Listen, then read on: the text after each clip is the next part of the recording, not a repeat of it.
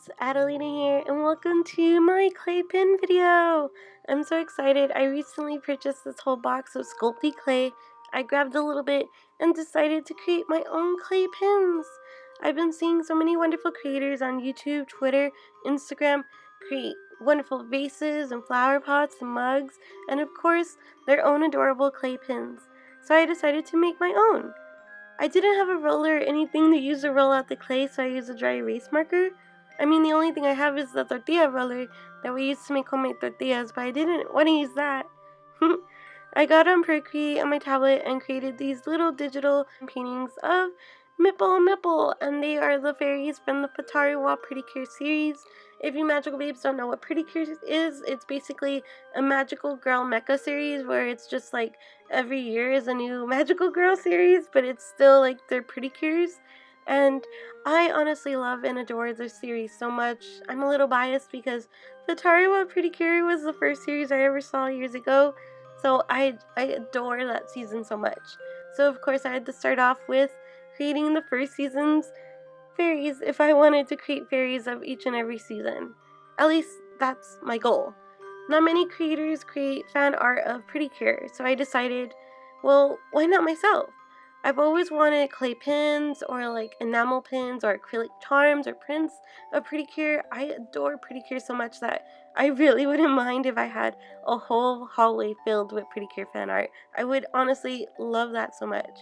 So here I am trying to make my first set of clay pins in the shape of the Pretty Cure fairies, which was a little bit overwhelming for me because I like to go big or go home, and for me, I wanted to create the whole body. Originally, I was thinking I'll do their faces because the body has like these intricate designs that I would have to go and sculpt the clay in, and I didn't have anything to sculpt the clay, so I used these little pinchers that I had to trace out the image and then just smooth out the edges with it as well once I was done. I did my best, and honestly, magical babes, like I said, this is the first time I've ever created clay pins. So the next step is something I didn't expect. I thought this packet was going to be air dry clay, but as I was reading it, it said that I had to put it in the oven, and part of me was curious as to why there was a giant toaster oven next to the clay at the Hobby Lobby, and I didn't really think twice about it. I just grabbed the clay and I quickly left. And when I got home and I read the box after adding the little pin backs to the clay pieces, I was like, oh my golly, I have to bake these. And I put them in our oven really quickly so that way I could bake them. And yeah, next time I go to the store, I'm definitely buying that little clay toaster oven.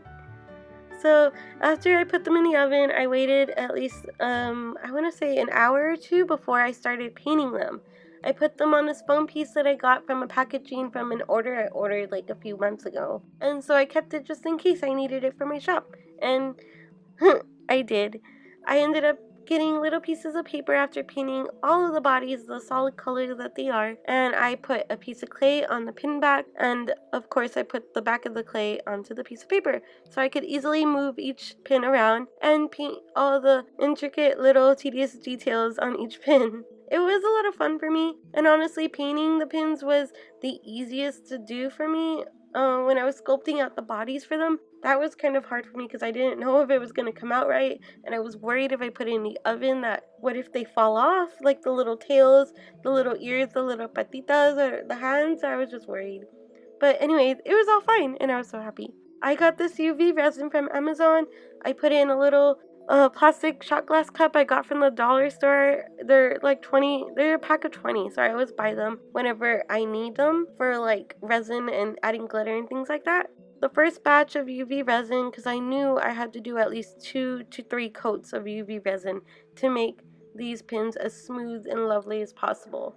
So I decided why not add the first coat of resin filled with glitter, because I love things that sparkle, and I really wish that these pins sparkle, and I didn't have sparkle glittery paint at the time.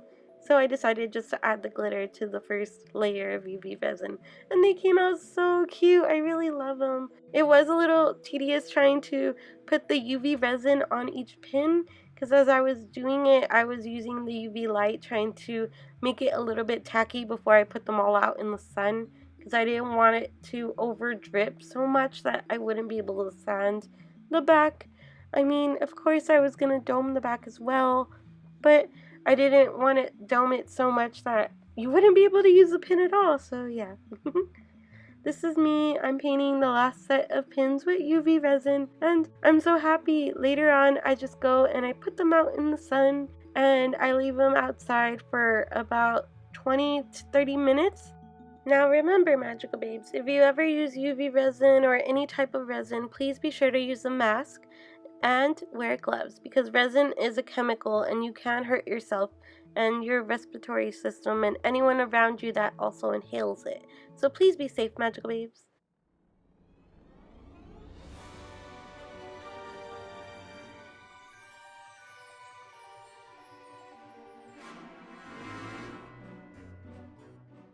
These are the pin backs that I created for my pins, and honestly, I've never created pin backs before, or any type of backs ever, so this was a fun little experiment for me. If you Magical Babes want to know how I created these pin backs, I will be more than glad to show you. Just comment down below. When I first began my clay journey of creating these pretty cure pins, I originally wanted to make sure that I created 6 sets of the pins. At least so that way I would have 5 that I could sell and 1 set I could keep for myself and add to my pretty cure collection, and as a reminder that I will grow as a creator and I will slowly learn, but I will get there and slowly perfect my craft as best that I can.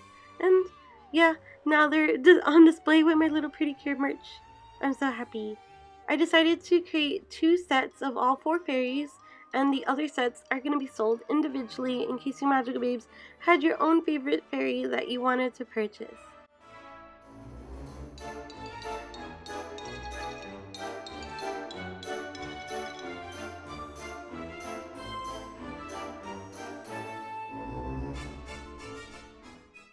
I'm so excited with the way that these came out, Magical Babes. Please let me know your thoughts down below. Also give this video a thumbs up if you enjoyed it, and subscribe to my channel for more videos because I'm going to be sure to upload another video tomorrow. So until tomorrow, Magical Babes, I hope you have an enchanting day, and of course, I'll see you on my next magical adventure.